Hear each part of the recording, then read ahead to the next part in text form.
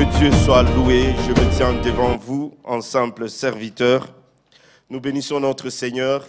Nous avons été bénis. Nous bénissons nos bien-aimés qui sont à Vils, parce que c'est aujourd'hui la dédicace de notre église fille de Vils. Et le dimanche passé, c'était à Virton en Belgique. Dieu est en train de nous amener de gloire en gloire. Que Dieu bénisse son serviteur et toute l'équipe qui l'accompagne. Voilà.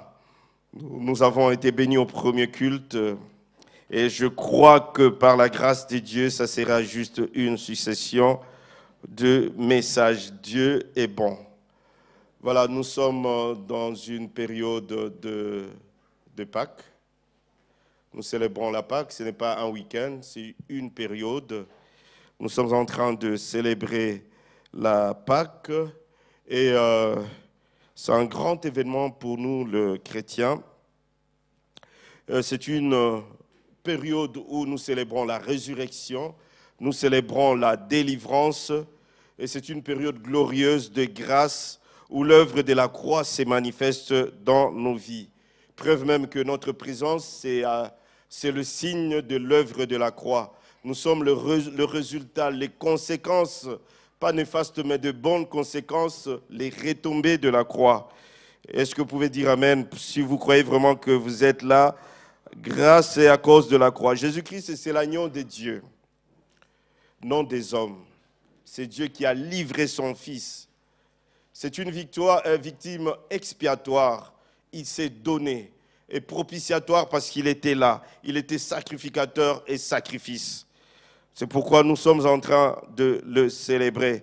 Il s'est donné, il s'est livré à la croix du Calvaire pour que nous soyons justifiés auprès du Père et que notre relation avec le Père qui était coupée soit rabibochée. Amen.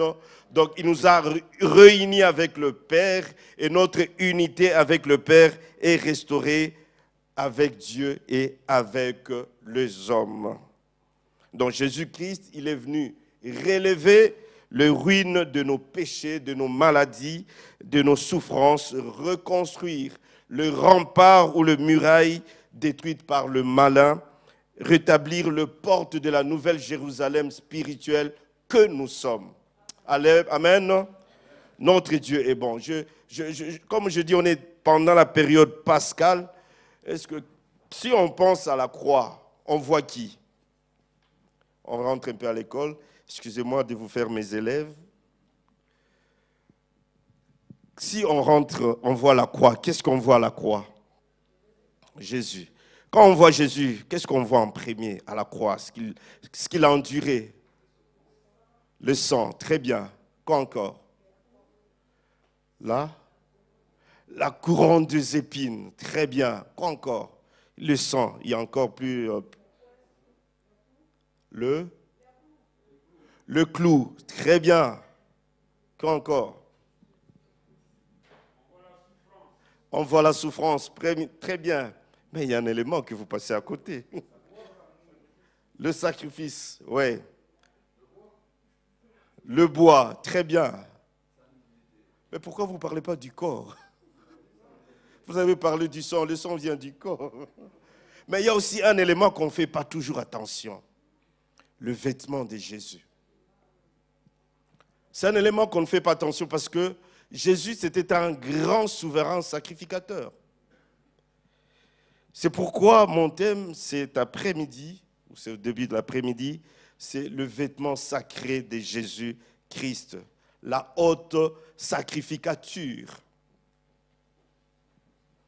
Voilà mon thème, la haute sacrificature. Ça rejoint le message de Pasteur Magali sur l'amour, dont nous allons aller dans la parole de Dieu. J'aimerais vraiment qu'on entame directement dans le Nouveau Testament, mais ce serait mieux qu'on rentre dans le commencement, parce que tout ce qui a une fin a d'abord un commencement. Je voulais qu'on lise le livre de Exode 28. Nous sommes en train de célébrer la Pâque, comme je vous ai dit, c'est la sortie. Nous allons lire Exode 28. Versets 1 à 5, on va lire quelques portions de la Bible. J'aime bien lire la Bible, alors on va lire Exode 28. Est-ce qu'on peut s'élever pour honorer cette parole? Est-ce qu'on peut lire? Fais approcher de toi Aaron ton frère et ses fils, et prends-le parmi les enfants d'Israël pour les consacrer dans le sacerdoce. Aaron et les fils d'Aaron, Nadab, Abihu, Éléazar et Ithamar. Tu feras à Aaron, ton frère, de vêtements sacrés pour marquer sa dignité et pour lui servir des parures. Tu parleras à tous ceux qui sont habiles, à qui j'ai donné un esprit plein d'intelligence, et ils feront les vêtements d'Aaron, afin qu'il soit consacré et qu'il exerce mon sacerdoce. Voici les vêtements qu'ils feront: un pectoral, un éphod, une robe, une tunique brodée, une tiare et une ceinture. Ils feront des vêtements sacrés à Aaron et à ses fils, afin qu'il exerce mon sacerdoce. Ils emploieront de l'or, des étoffes teintes en bleu, en pourpre, en cramoisi et de fin lin. On prend aussi Exode 29, versets 5 à 6. Tu prendras le vêtement, tu revêtiras Aaron de la tunique, de la robe de l'éphod et du pectoral, et tu mettras sur lui la ceinture de l'éphod. Tu poseras la tiare sur sa tête, et tu placeras les diadèmes de sainteté sur la tiare. Et Exode 31, verset 10, le vêtement d'office, je vais aller vite, les vêtements sacrés pour les sacrificateurs Aaron, le vêtement de ses fils pour les fonctions du sacerdoce. Et on va finir, non, là on va lire bien après, on peut s'asseoir, merci. Non, nous avons lu, nous avons parcouru ce que Dieu a donné les ordres à Moïse après la sortie de la captivité. Il fallait que le culte recommence parce que tout a été dérangé, tout a été bafoué. Il fallait maintenant remettre le tabernacle en place. Et c'est Dieu lui-même qui a visité Moïse. Après que le travail Moïse a pu abattu, Dieu lui dit maintenant tu vas établir mes serviteurs, mes sacrificateurs. Il a pris Aaron, qui est le grand frère de Moïse, et les 4 enfants d'Aaron, il les a établis comme sacrificateurs pour le service de Dieu. Mais vous imaginez, Dieu, il vous établit comme sacrificateur, mais il donne le modèle de vos vêtements. Donc nous voyons l'importance de vêtements dans la vie des enfants de Dieu. C'est pourquoi je conseillerais, surtout aux jeunes filles, ne pas vous habiller n'importe comment. Parce que par le vêtement, on sait vous canaliser. Par vos vêtements, on peut vous décrire qui vous êtes. C'est vrai, on dit l'habit ne fait pas le moine, mais on reconnaît le moine par l'habit. Si un moine passe, c'est par l'habit qu'on peut dire que c'est un moine. Et c'est pourquoi Dieu a donné cette description à Moïse. Tu feras tel vêtement pour qu'il y ait une différence entre ceux qui sont ou qui entrent dans mon service et ceux qui ne le sont pas. Et même ceux qui entrent dans les services, les sacrificateurs, qu'on appelle en hébreu Kohen, un sacrificateur ou au pluriel Kohanim, ils étaient vraiment bien choisis. Et Dieu a pris le temps, quand vous lisez tous les livres d'Exode, vous lisez aussi le Lévitique, Dieu donnait les détails. C'est un couturier par excellence, les motifs que devaient comporter ces vêtements. Et au-delà, je me dis même que ça pesait combien ces vêtements?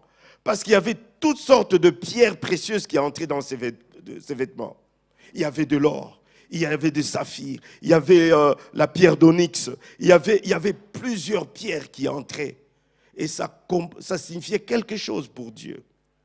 Il y avait même des pierres qui reprenaient toutes les 12 tribus de Juda. Et il y avait aussi au niveau de l'éphod, de pectoral, il y avait des cloches, 72 cloches. Vous savez, les 72, ça signifie quoi? Donc, tout motif, tout élément qui entrait dans ces robes, dans ces vêtements de sacrificateurs, avait une signification. Et Moïse, et Aaron, lui, était le souverain sacrificateur. Donc il était au-dessus de ses enfants. Lui aussi avait sa tenue à lui. Et c'était bien déterminé. Donc quand vous lisez dans Exode 36, 38, ou alors Exode 26, 28, 36-38, vous allez voir que à chaque fois que les gens que Dieu avait choisis pour confectionner ces vêtements, vers la fin de la phrase, on disait toujours artistement travaillé. Donc Dieu a pris le temps pour que ça soit bien travaillé. C'est vrai, des fois on s'est dit, oui, on s'occupe trop de vêtements. Mais la Bible dit artistement travaillé. Donc, à savoir que ces vêtements avaient d'une grande importance pour Dieu et pour la fonction des sacrificateurs ou pour la sacrificature. Il ne fallait pas entrer n'importe comment dans le tabernacle ou le sanctuaire. C'est une tente d'assignation ou tente des rencontres qui s'est déplacée. C'est comme l'église El Shaddai, on l'a déplacée à tout moment. Parce que les enfants d'Israël étaient en marche. La vie chrétienne, ce n'est pas une vie statique, c'est une vie de mouvement. Et chaque fois que la nuée les trouvait, ils s'arrêtaient. Et les sacrificateurs étaient là parce qu'il y avait des compartiments. Il y avait le parvis extérieur, il y avait le lieu saint et le lieu très saint. Et le sacrificateur, son rôle, c'était quoi? Le sacrificateur, son rôle, c'était de représenter les hommes devant Dieu et de présenter Dieu devant les hommes. Et quand nous entrons dans la nouvelle alliance, ça représente directement Christ. C'est lui qui fait l'intermédiaire entre nous et Dieu. Et les sacrificateurs jouaient ces rôles-là. Alors, quand on parle de sacrificateur, on voit de sacrifice. Parce qu'il n'y a pas sacrificateur sans sacrifice, ni sacrifice sans sacrificateur. Donc, les gens ramenaient de béliers, toutes sortes d'animaux pour le sacrifice. Et ceux qui n'avaient pas assez de moyens, ils amenaient des tourterelles, de pigeons pour les sacrifices. Vous imaginez, on fait d'El Shaddai un tabernacle, il faut ramener. Pasteur Marlène, qui a assez péché, il vient avec une dizaine de boucs. Ça va puer ici dans la salle et il n'y aura pas assez d'espace. Et c'est ce qu'il faisait. Et c'était le rôle de sacrificateur. Il le faisait régulièrement. Mais dans le lieu très saint, il n'y avait que le souverain sacrificateur, le Cohen, qui avait le droit d'y entrer. Et pas n'importe quand. Une fois l'année. Une fois l'année. Et il devait bien contrôler son accoutrement avant d'y entrer. C'est pourquoi chez les Juifs, on ne prononce pas le nom de Jésus quand la Bible dit en vain. C'est Yahweh, je crois. Hein? Yahweh. Yahweh, on ne le prononce pas n'importe quand. La journée, tu peux le prononcer une fois. Non, la semaine, je crois. Une seule fois. Mais nous, on chante Yahweh, Yahweh. Mais chez eux, c'est vraiment, tu ne peux pas prononcer. Remarquez le pasteur Germain. Il ne prononce pas le nom Yahweh n'importe comment. Donc, il y avait bien des mesures qu'il devait vraiment suivre. Offrir, c'était ça le rôle de sacrificateur. Et que quand je m'approche, nous verrons même dans le livre de Colossiens 2, verset 17. Ça, c'était le sacrifice de l'Ancien Testament. Il fallait sacrifier. C'est pourquoi vous remarquerez dans la Bible, il y a plus de fermiers, parce qu'on avait plus besoin de bétail pour de sacrifices. Mais quand on lit dans le livre de Colossiens 2, verset 17, la Bible nous dit ceci. Le sacrifice de l'Ancien Testament était une préfiguration du sacrifice parfait de Christ. Une fois pour toutes, la loi, le sacrifice n'était que l'ombre des choses à venir, mais la réalité est en Christ. Là, paragraphe, c'était l'ombre des choses à venir, mais le corps est en Christ. Mais est-ce que cela doit continuer? L'Ancien Testament, c'est le Nouveau Testament, j'aime bien dire, voilé. Ça annonçait déjà la venue de Christ. Et le Nouveau Testament, c'est l'Ancien Testament dévoilé. C'est Christ maintenant qui est en scène. Et c'est Christ maintenant qui est notre médiateur. Donc ça annonçait déjà la venue de Christ. Lui qui est le grand souverain sacrificateur. Je veux vous poser la question. Est-ce que, Gaylor, tu es sacrificateur ou pas? Pourquoi? Parce que à l'époque, dans l'Ancien Testament, dans l'époque de Moïse, la sacrificature revenait à une famille. Et non pas le Lévite. Les Lévites, on les choisissait. Mais la sacrificature, ça venait d'une seule famille. C'est pourquoi Dieu a pris Aaron et il a pris ses 4 enfants. Et même quand vous entrez dans le Nouveau Testament, vous remarquerez que la femme de Zacharie, qui s'appelle comment? Isabelle. Élisabeth. Parce que c'est son nom. Alors, Isabelle ou Élisabeth. Parce que Élisabeth vient de la généalogie de Aaron. Et son mari, qui est Zacharie, était aussi sacrificateur. Et la bénédiction de Zacharie et d'Élisabeth les a rencontrés quand ils faisaient le service de Dieu. Et c'est là où l'ange a apparu à Zacharie. Il lui a annoncé la venue de Jean. Bien-aimés, ne regrettez pas si vous êtes dans le service de Dieu. Ce que vous devez regretter, c'est que quand vous êtes dans le service de Dieu, vous attendez les salaires des hommes. C'est là où ça serait de la peine perdue. Mais quand vous êtes dans les services de Dieu, faites le service. Faites-le minutieusement. Ne murmurez pas. Parce que votre récompense vient non pas du pasteur Adama, ça ne vient pas de qui que ce soit. On peut vous féliciter pour vous encourager, mais ça vient de celui qui t'a envoyé. Le souverain sacrificateur, notre Seigneur Jésus. Il s'est fait victime expiatoire. Quand nous regardons dans le temps passé, les sacrificateurs attendaient les sacrifices des victimes. Mais Jésus, lui, il s'est fait d'abord victime en chair, victime expiatoire, et puis il s'est fait victime propitiatoire. Donc il est devenu propice devant la face de Dieu. Parce que les sacrificateurs, leur rôle, ce n'était pas tout simplement prendre les animaux et on les introduisait dans le... Non, dans l'autel, non. Ils devaient bien regarder l'animal. S'il n'a pas de défaut, si ce n'est pas un mâle ou une femelle, et ça demandait plus de temps. Et que le sacrifice, quand il entrait dans le sanctuaire ou dans le tabernacle, c'était question de vie ou de mort. Il peut entrer pour ne pas sortir. Et des fois, même quand on remarque que le cloche ne sonne pas, c'était le rôle, c'est que c'est fini. Il faut aller reprendre juste le cadavre. Pour dire que l'œuvre de Dieu, on ne doit pas la prendre à la légère. Amen. Jean 19, verset 23-24. Et sur la croix, Jésus se retrouve sur la croix. Avant la croix, on l'a arrêté, le souverain sacrificateur. On a pris Jésus. On peut me lancer 23, Jean 19, verset 23 à 24. Les soldats, après avoir crucifié Jésus, prirent ses vêtements. Prirent quoi? Ses vêtements. Souverain. Le grand souverain sacrificateur. La première des choses qu'ils ont pris, c'était ses vêtements.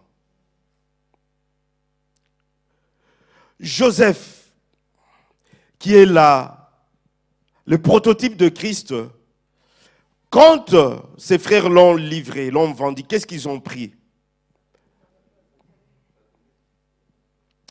Donc c'est le signe de la sacrificature. Il y a quelque chose dans le vêtement. Joseph, on l'a fait esclave. On lui a donné la tenue des esclaves. Quand il est entré dans la maison de Potiphar, on lui a donné une tenue. Et quand la femme de Potiphar l'a tenté, qu'est-ce qu'elle a pris dans ses mains? Pris de vêtements. C'est pourquoi, bien-aimés, ne jouons pas avec cette histoire, surtout les filles. Vos trucs là, vous donnez facilement aux gens. Attention aux vêtements, parce qu'il y a de la sueur, il y a beaucoup bien de choses. Même que quand vous achetez un vêtement, une robe, priez, sanctifiez-le. Parce que nous savons maintenant, dans la couture maintenant, qui y sont dedans maintenant. Hein? Et ils font des incantations. Vous imaginez, j'avais lu il y a 2 semaines, on a vendu de paires de baskets qui comportaient les sangs À moins d'une, je crois, d'une demi-heure, ils ont vendu, ça comportait le chiffre 666. Ils ont vendu 666 paires. Ben, c'est bien calculé. Et ça s'est vendu pas possible. Il y a du vrai sang à l'intérieur. C'est qu'il y a quelque chose dans le vêtement. Alléluia. Et Joseph, avant de voir le roi, pour décortiquer son rêve, la vision qu'avait fait le roi, on lui a fait porter le vêtement encore. Très important. Je disais Jean 19, verset, si on peut me renvoyer s'il vous plaît, 23, 24. 23. Les soldats, après avoir crucifié Jésus, prirent ses vêtements et ils en firent 4 parts, une part pour chaque soldat. Parce que quand vous lisez la Bible, le sacrificateur, il avait l'éphod, il avait les pectorales, il avait le caleçon, c'était vraiment de vêtements bien détaillés pour que le caleçon allait jusqu'au niveau de cuisse, de genou, pour que quand il monte pour présenter les offrandes, qu'on ne puisse pas voir sa nudité. Il y avait la tunique, et au-dessus de la tunique, il y avait le manteau. Et entre-temps, tous ces vêtements, il y avait encore de poids, de matières précieuses, ça pesait. Par contre, notre Seigneur Jésus, exceptionnellement le plus grand sacrificateur de tous les temps, lui, il avait 2 tuniques. Il a porté 2 tuniques.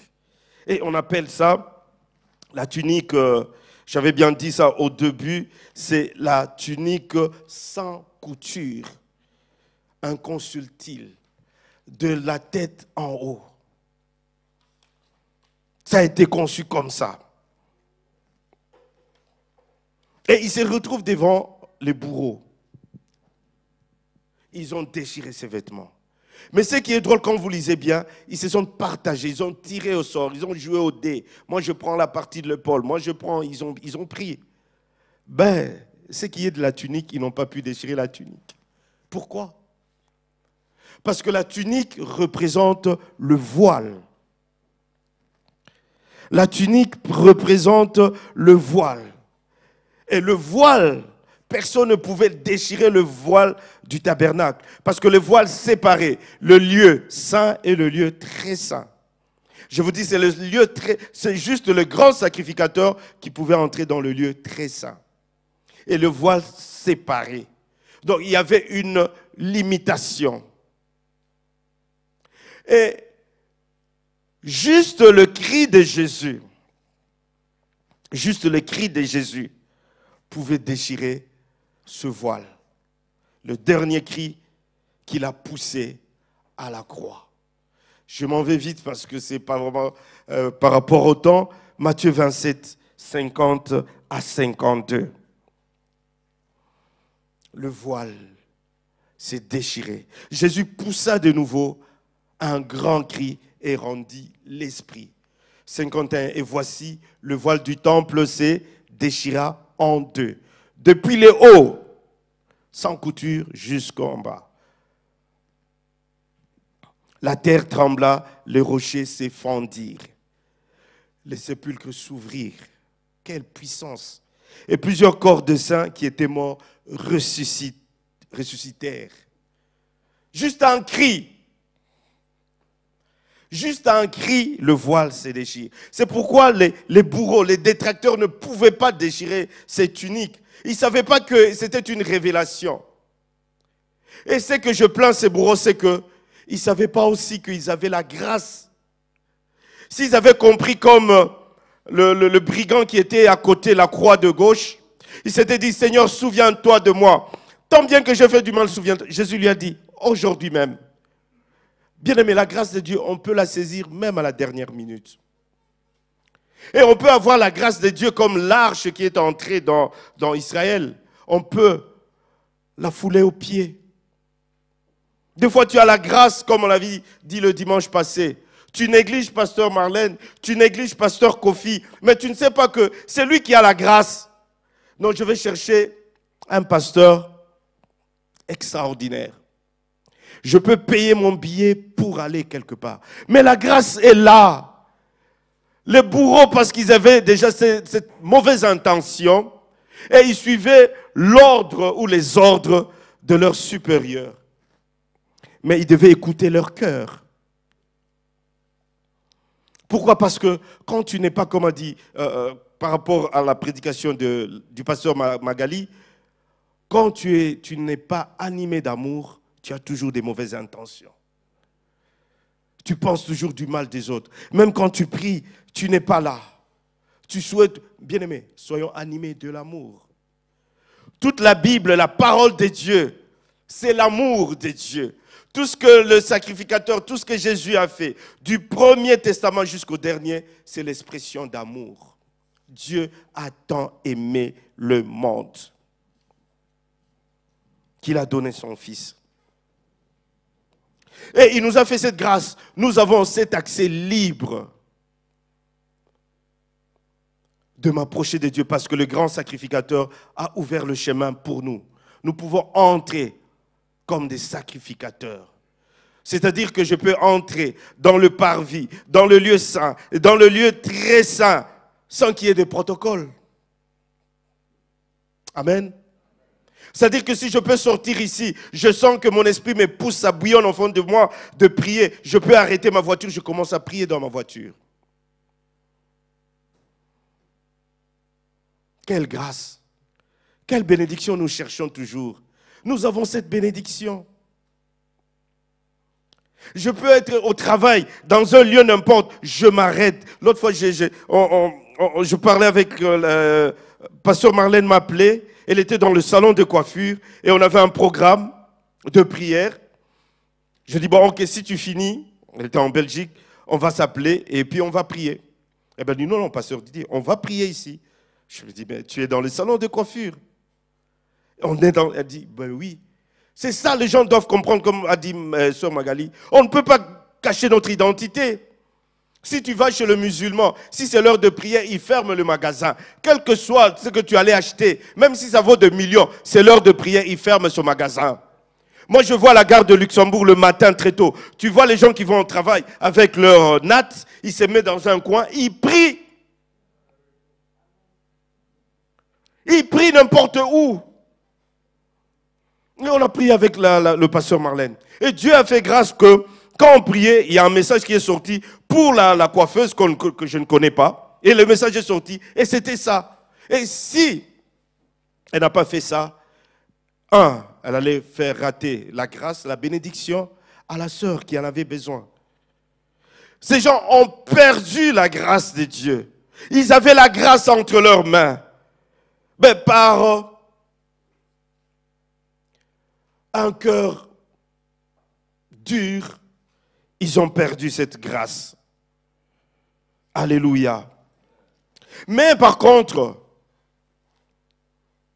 il y a une femme anonyme. La Bible n'a pas cité son nom. Une femme à la perte de sang. Elle a saisi cette grâce. Elle n'a pas foulé cette grâce aux pieds, comme les soldats romains. Bien-aimés, ne soyons pas comme les squads romains, comme les soldats romains. Il y a la grâce qui se présente. Tu la foules aux pieds. Profitons des occasions que Dieu nous donne. Marc 5, versets 25 à 34. On va lire. Cette femme, elle était avisée. Elle a reçu la révélation. Regardez. Or, il y avait une femme atteinte d'une perte de sang depuis 12 ans. Waouh, 12 ans. Je vois les femmes. Pendant votre indisposition mensuelle, comment il y a des femmes qui souffrent. Juste pour 4 5 jours. Ça fait une éternité. Hein? J'ai une petite sœur, l'unique alors, dans la maison de mon père. Quand elle était dans sa période de femme, c'est toute la maison qui était alertée. Elle souffrait terriblement de bas-ventre. On n'avait pas envie de manger. C'était dur. Et ça prenait 3-4 jours. Alors vous imaginez cette femme pendant 12 ans. Il n'y a que des hémorragies. Elle a vu toutes sortes de médecins. Elle a tout perdu. Tout alors. Elle n'avait plus rien. Et l'unique secours, c'était rencontrer le médecin par excellence. C'est lui qui soigne sans cicatrice. C'est lui qui vient, il ne te demande pas l'argent. Tu n'as pas besoin de passer à la sécurité sociale. Tu viens, il dit, je n'ai plus rien à faire. Or, selon la loi juive, si tu es en perte de sang, tu ne peux pas être au milieu des gens. C'est comme quelqu'un qui a la lèpre. On doit te mettre à la quarantaine. C'est pourquoi cette histoire de la quarantaine ne commence pas avec le corona, la Covid. Là où je ne sais pas, Covid, là, le 2. Voilà même, on met même l'article là où tu veux. Le Covid, la Covid. Ça ne commence pas maintenant, la quarantaine. On te met à la quarantaine. Tu tousses un peu, on te suspecte, on te met à la quarantaine. Un couple, on vous met à la quarantaine dans votre propre maison. Vous imaginez? Pour se parler avec ma femme, on s'appelle au téléphone. Elle est dans la chambre, elle est dans la cuisine, moi je suis dans la chambre. On vous met à la quarantaine. Et c'était ça, cette femme ne pouvait pas se présenter. On va lire d'abord. Or, il y avait une femme atteinte d'une perte de sang depuis 12 ans. Elle avait beaucoup souffert entre les mains de plusieurs médecins. Il a essayé, ça ne va pas. Il a quitté Luxembourg, ça ne va pas. Elle est allée en Belgique, ça ne va pas. On a dit non, non, non, non, non, non. Va en Chine, il y a des médecins spécialistes. Ça n'allait pas. Écoutez, elle avait dépensé tout ce on peut continuer, qu'elle possédait. Tout. Elle n'avait éprouvé aucun soulagement, mais était allée plutôt en empirant.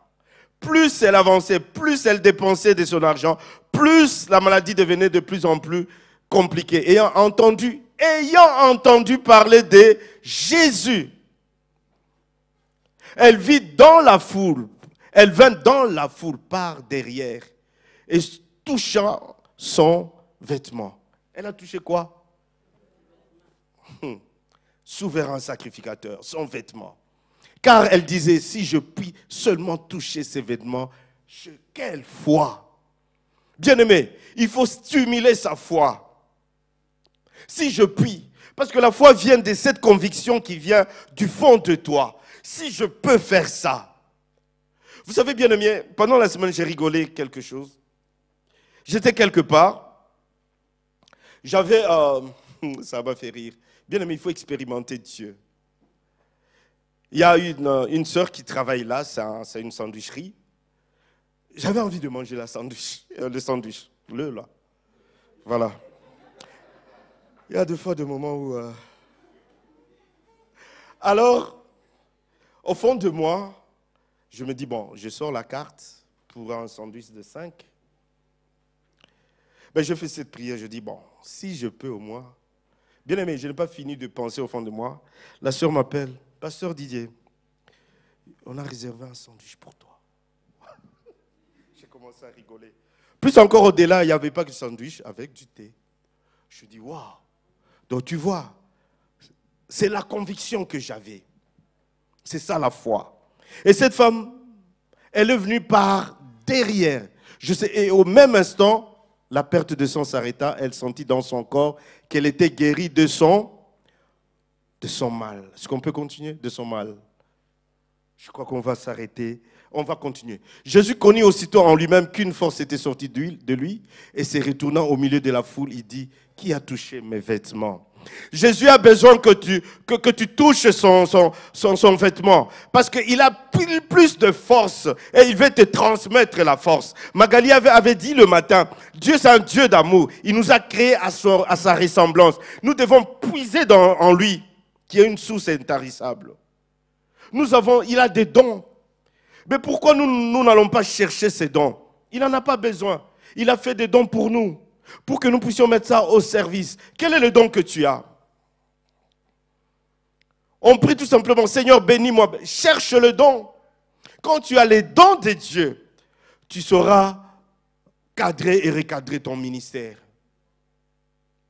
Je continue. Et se retournant au milieu de la foule, il dit, qui a touché mes vêtements?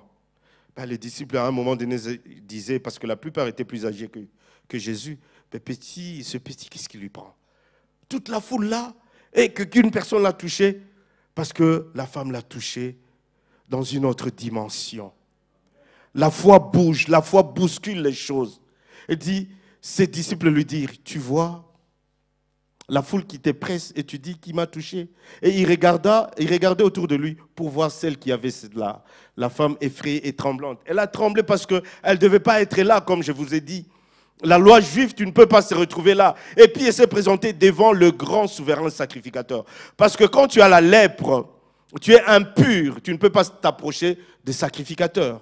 Parce que tu transfères ton impureté chez ces gens-là. C'est pourquoi il offrait de bétail pour que l'impureté ou le péché entre dans les animaux. Mais Jésus, lui, il est le grand souverain sacrificateur. Il a rencontré non pas un lépreux, 10 lépreux. Donc il devait être contaminé 10 fois plus. Mais il a dit aux lépreux, allez vous faire voir aux sacrificateurs. Parce que les sacrificateurs, ce sont les sacrificateurs qui doivent attester que vous êtes guéris.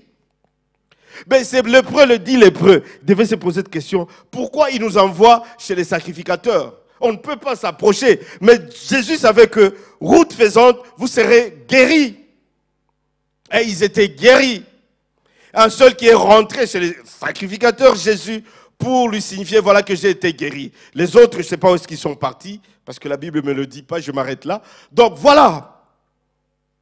Donc cette femme a tremblé, sachant ce qui s'était passé en elle, vint. On continue. S'est jeté à ses pieds et lui dit toute la vérité. Mais Jésus lui dit, oh, j'aime bien Jésus. Jésus n'aime pas des condamnations. Notre Seigneur ne condamne pas. Il dit, mais Jésus lui dit, ma fille, ta foi t'a sauvée. La grâce va au-delà de la loi. Jésus préférait que cette femme soit sauvée, guérie, que d'appliquer la loi. Il dit, ta foi t'a sauvée, va en paix et sois guérie de ton mal. Alléluia. Cette femme était avisée. Elle a reçu la révélation que les soldats n'ont pas pu, les détracteurs n'ont pas pu recevoir. Ils ont joué, ils ont foulé la grâce de Dieu en vain. 12 ans après, Lévitique 15, verset 19. La femme qui aura, c'est ça que je vous ai dit pour cette loi, la femme qui aura un flux de sang en sa chair restera 7 jours dans son impureté. C'est ce qu'on fait aujourd'hui. C'était passé à 14, on revient à 7 jours, dans 7 jours isolés.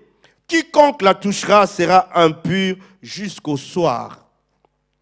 Cette femme anonyme, elle a voulu être anonyme. C'est pourquoi elle est passée par derrière. Elle s'est dit, si j'écris comme Bartimée, parce que Bartimée était aveugle. Bartimée aussi, la Bible dit, avait entendu parler de Jésus. La femme aussi a entendu parler. Bien aimé, quand tu entends, la Bible dit, si vous entendez ma voix, n'endurcissez pas votre cœur. Quand la femme a entendu, et Bartimée aussi a entendu, Bartimée a crié, fils de David, aie pitié de moi. Et cette femme a dit, si j'écris comme Bartimée, les disciples vont m'arrêter. Les disciples vont me faire taire. Et je veux subir la loi juive. Ben, qu'est-ce qu'elle s'est dit? Qu'est-ce que je vais faire encore maintenant? Mais si je monte sur l'arbre comme Zachée, Jésus va dire, je mangerai chez toi. Or, je suis impur, Jésus ne peut pas entrer chez moi. Alors, qu'est-ce que je dois faire? Si je passe devant et que les gens vont me voir, ils vont me reconnaître que c'est une femme à la perte de sang. La Bible n'a pas donné son nom. Quand elle passe, la femme à la perte de sang. Quand tu passes quelque part, on t'a donné un nom. Non pas un nom qui vient de ta famille, mais un nom qui va avec ta situation déplorable. Elle toucha le bord de son vêtement.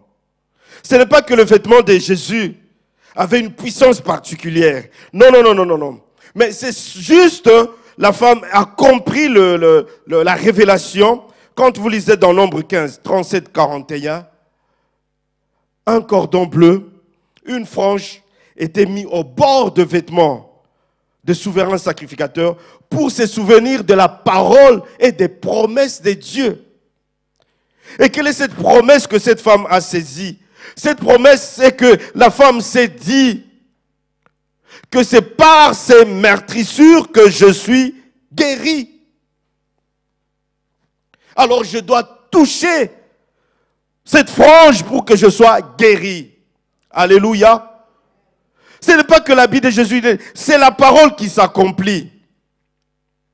Bien-aimés, si l'œuvre de la croix, surtout pendant cette période de résurrection, ne produise pas de fruits dans notre vie, c'est que nous devons changer notre façon de prier. C'est que Christ est allé à la croix pour rien. Comme on dit, tout ça pour ça. C'est du gâchis. Ben, il faut que ça produise quelque chose. Il faut que nous puissions revêtir la nature de Dieu. Lorsque nous touchons le pan de sa robe, il y a un échange qui s'opère. Nous ne sommes plus le même après cela. Car la force de Jésus vient à nous et il prend notre faiblesse. Pourquoi cette femme a résolu aussi de faire ça? Je vais me donner 4 ou 5 points, similitudes entre Jésus et la femme à la perte de sang. 1. La femme, elle perd le sang. Comme Jésus versa son sang. En médecine, on appelle quoi? Quand on est en train de transférer les sangs? La transfusion. La femme voyait la croix, comment le sang coulait. Ce sang, ça ne coule pas par terre, ça coule dans mon corps. Et mon sang qui est plein de virus, plein de microbes, reçoit maintenant le sang de Jésus. Je suis en train de dire à quelqu'un aussi, là où tu souffres maintenant, il y a le sang de Jésus qui est en train de passer maintenant pour guérir de ta maladie. Ça passe dans tes veines, ça passe dans toutes les parties endommagées de ton corps. Je le déclare au nom de Jésus. Deuxième similitude, elle souffre, quand vous lisez, elle souffrait beaucoup. Oui, elle a compris aussi. Jésus à la croix, elle a beaucoup souffert. Il a beaucoup souffert. Il y a un changement. Comme les chanteurs l'ont chanté, il y a un transfert entre ciel et... Il y a un transfert qui s'est fait. Troisième point. Elle était frappée par le mal. C'était un mal qui était en elle. Et Jésus était frappé par ses bourreaux, ses détracteurs. On l'a frappé. Quatrième point, elle est poreuse. C'est-à-dire, ses pores étaient ouverts et que c'était perméable et que le sang jaillissait. Comme Jésus l'a laissé aussi le sang jaillir. Ce n'est pas que Jésus n'avait pas de puissance. Ben, il a laissé faire pour nous. Tous les deux, cinquième point, ont ressenti ce qui est arrivé. Jésus a perdu une force, il a senti qu'une force est sortie et la femme a reçu quelque chose. Pourquoi? Parce que la femme a compris, mais lui, il est fils de Dieu et fils de l'homme. Et moi aussi, je suis fille de Dieu et de l'humain, car je suis créé à la ressemblance de Christ. Bien-aimé, le savoir est une chose, mais ça n'est une autre chose de saisir, comme cette femme a saisi le bord du vêtement de Jésus. Nous devons prendre cette réalité en main. Nous sommes en train de prier, nous sommes à la période de RR 52, relever le ruine. Est-ce que tu attends juste la fin pour voir les résultats ou c'est le moment? Bien-aimé, des fois il faut faire des choses. Quand l'esprit te convainc, fais-le. Si on va te traiter de fou, de folle, fais-le. Mais si tu veux suivre les autres, parce qu'elle n'a pas bougé, moi aussi je vais rester là, bien-aimé, tu seras comme une brebis. Quand elle traverse la route, elle ne regarde pas de gauche à droite, elle suit le mouvement des autres. Alléluia. Cette femme a utilisé, deux fois, elle a beaucoup prié, elle a beaucoup pleuré, mais elle a utilisé ce qu'on appelle une prière silencieuse, une prière gestuelle. Tu sais, quand tu as beaucoup pleuré, quand tu perds quelqu'un de précieux, quand tu as beaucoup pleuré, des fois tu n'as plus de voix. Et c'est cette femme, elle a beaucoup pleuré pendant 12 ans. Elle n'avait plus de voix. Cette prière silencieuse, c'est ce genre de prière qui se font en cachette. Le résultat, c'est vraiment visible.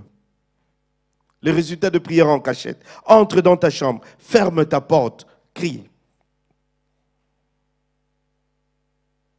Les prières silencieuses, ce sont des genres de prières qui viennent du fond du cœur. Mais le résultat sont criants.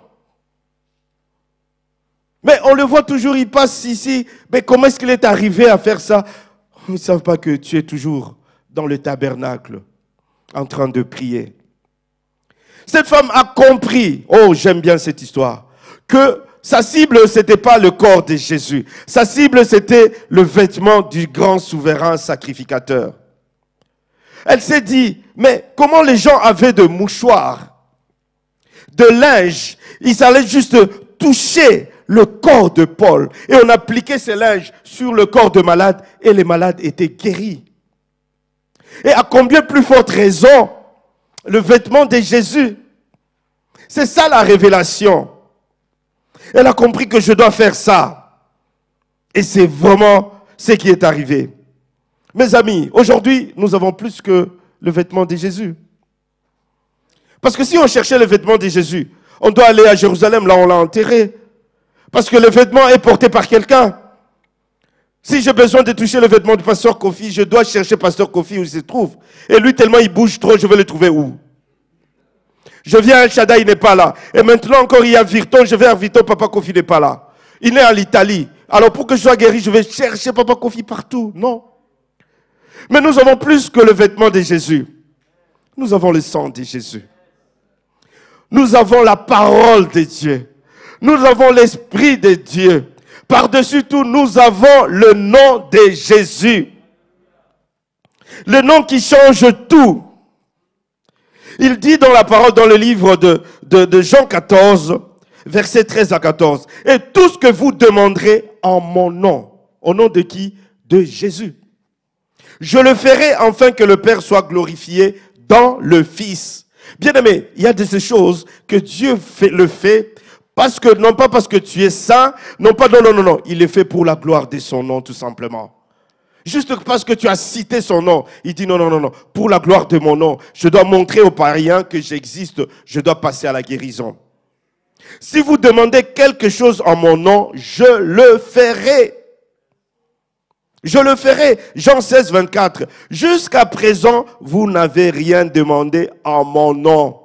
La prière n'est pas juste pleurer, Seigneur, ma famille, Seigneur, Seigneur. Demandez. Demandez et vous recevrez afin que votre joie soit parfaite. Pour que notre joie soit parfaite, nous devons demander. On a encore à 2 semaines pour que ce programme de RR52 termine. Qu'est-ce que tu as demandé? Est-ce que tu as déjà relevé tes ruines? Est-ce que tu as déjà vu le résultat? Quel est ce problème récurrent qui ne te donne pas le sommeil? Tu réfléchis jour et nuit. Cette femme s'est fait violence. On l'a entendu les dimanches passés. À un moment donné, il faut se faire violence. À un moment donné, il faut se dire, assez, c'est assez. Trop, c'est trop. Je dois me lever. Je dois arrêter ces discours. Dieu seul le fera. Non, Dieu attend que tu viennes à lui. Cette femme avait plusieurs problèmes. Parce qu'elle avait tout perdu, elle n'avait plus rien. Mais elle avait un problème qui la dérangeait. Chez moi, on dit, hein, et le Ronine s'il a raté. C'est dans mon patois, hein, en lingala. Dans une autre langue de chez moi, toujours. Kitukani le Aïchake. Qu'est-ce qui n'a pas de fin? Quel est ce problème qui n'a pas de fin? Moi, je sais une chose. Tout ce qui a un commencement a une fin. Papa Henri, chez toi, qu'est-ce qu'on dit? Tout ce qui a un commencement a une fin. Descends un peu le masque.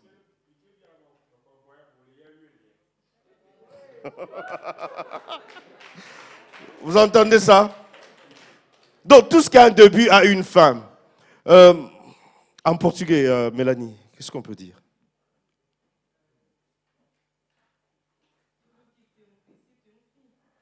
Join fin. Vous entendez là? En anglais. Tati, tout ce qui a un début a une fin. Voilà. Quelle langue encore? En créole. Maman Marceline.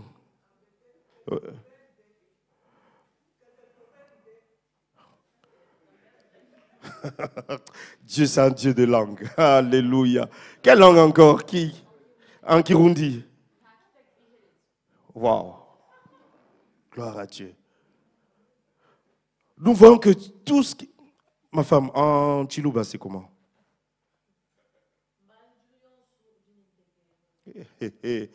Mamouagne. Ça, c'est terrible. Donc, vous voyez, tout ce qui a un début a une fin. Il n'y a que notre Seigneur Jésus qui n'a pas de fin parce qu'il n'a pas de début. Il est lui-même le commencement et la fin de toute chose. Toute chose a un début. Le ruine de Jérusalem a pris plusieurs années avant d'être rebâti. Ça a pris plusieurs années. Oui, deux fois on vous dit, cette situation a assez duré. Ça a pris du temps, ça demande plus de sacrifices. On doit bâtir plus d'hôtels. Quel sacrifice que tu peux faire encore qui peut dépasser le sacrifice de Jésus? Bien aimé, je demanderai aux musiciens de monter. Nous allons prier. Maestro, s'il te plaît. Je demande une seule chose.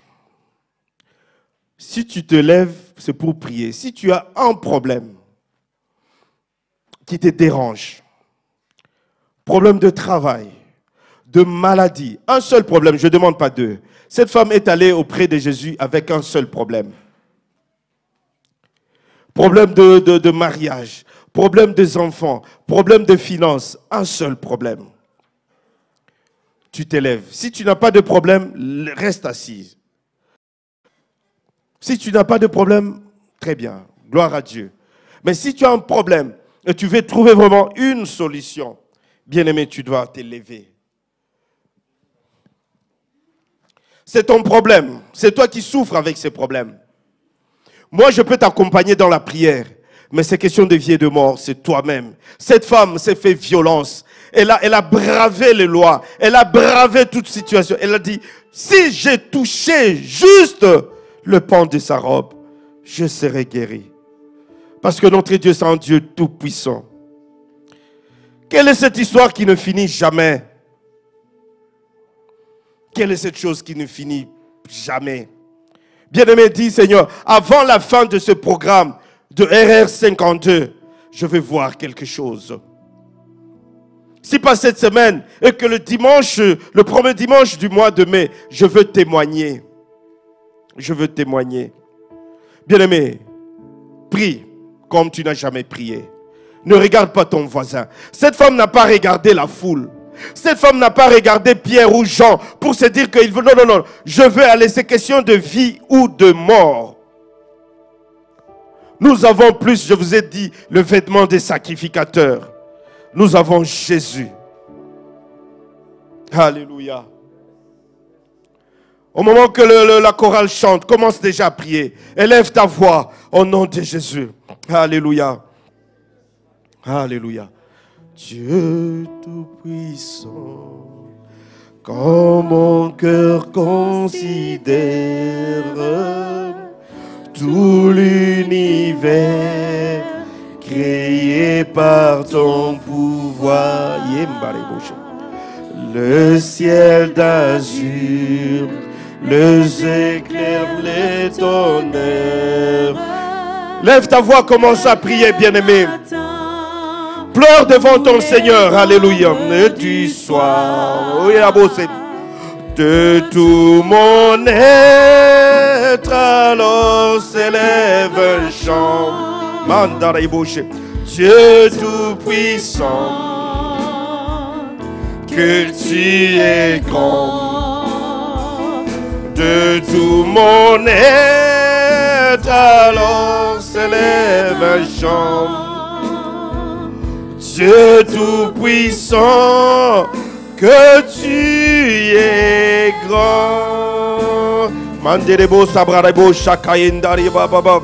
Mandariabo sakaterebo shekerebose. Prie, prie, prie, bien-aimé. Lève ta voix, commence à prier. Commence à prier. Et plus penser à moi que son cher fils est devenu mon frère et que je suis l'héritier du grand roi. Alors mon cœur est récaboché. Que le chaîne tombe maintenant.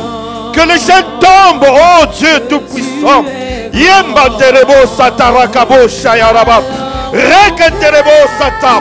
Yandarababababababa. Quelle est cette histoire qui ne finit pas?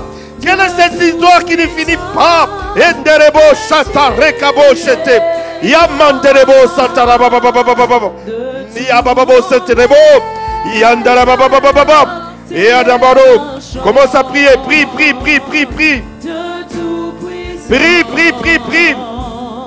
Que la situation change. Que la situation change. Et Andarabo Satarekabo Chete. Et Abo Satarababa. Dieu Tout-Puissant, que tu es grand.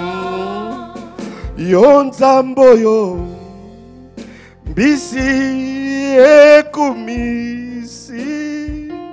yozalinza nzambe malamu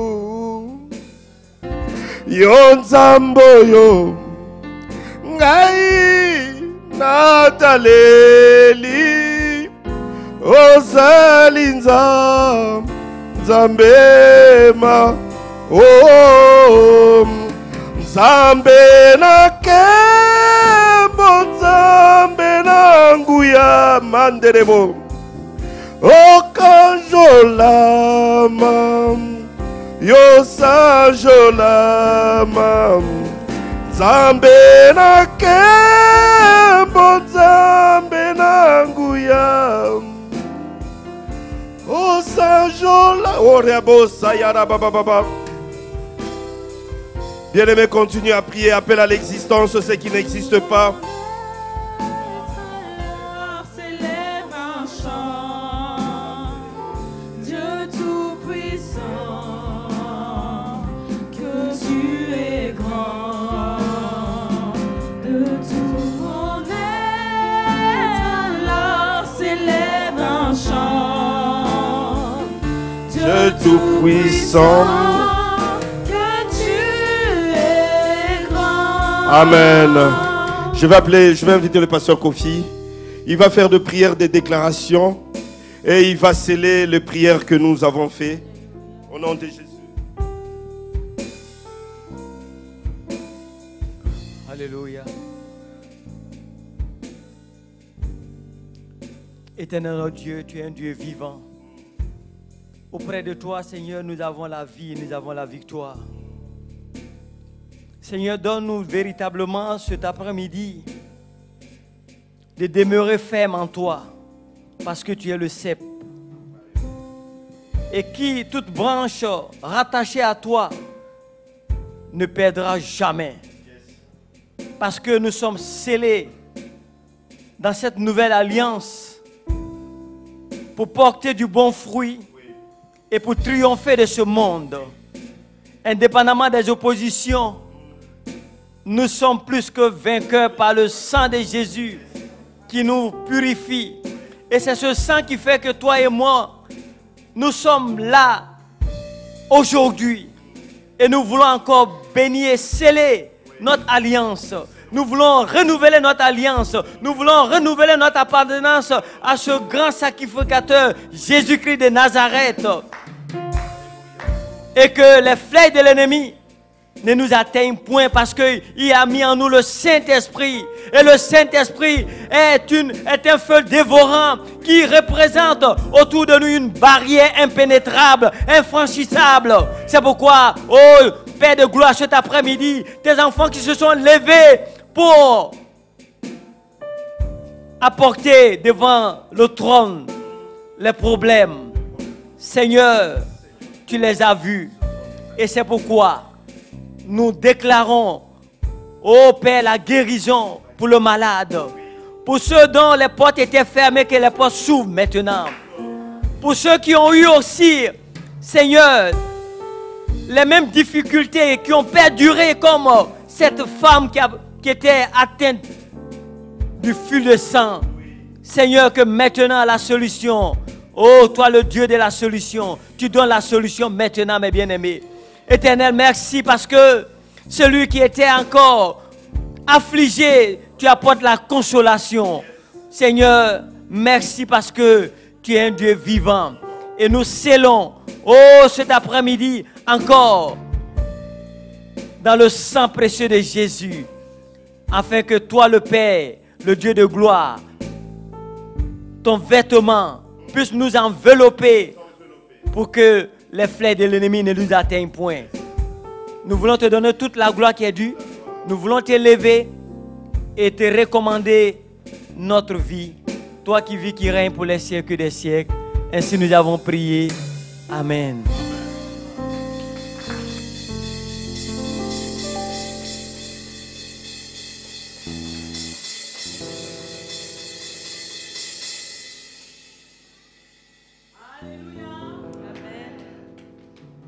Est-ce qu'on peut acclamer très fort